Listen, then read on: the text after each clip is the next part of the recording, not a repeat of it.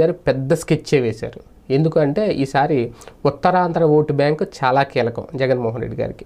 ఎందుకంటే ఉత్తరాంధ్ర అలాగే గోదావరి జిల్లాల్లో దాదాపు మొత్తం చూసుకుంటే 103 స్థానాలు అక్కడే ఉంటాయి, 103 నియోజకవర్గాలు.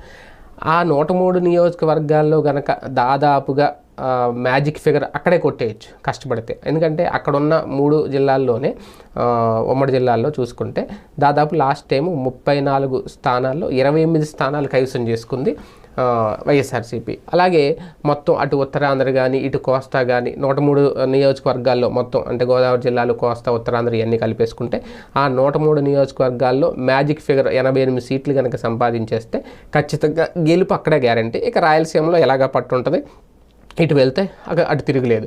అందుకే ఇప్పుడు ఉత్తరాంధ్ర మీద ఫోకస్ చేశారు జగన్మోహన్ రెడ్డి గారు. స్టీల్ ప్లాంట్ విషయంలో ఒక రకంగా ఒక బలమైన హామీ ఇచ్చారు.